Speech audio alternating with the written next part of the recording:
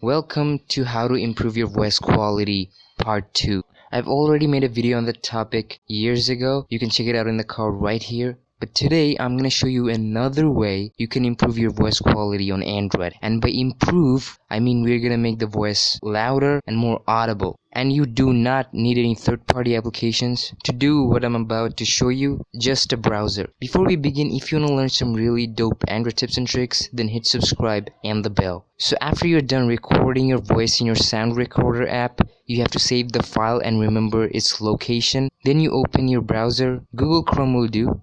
In the bar, type mp3louder.com. Then scroll down, tap on browse and select the audio file you want to improve.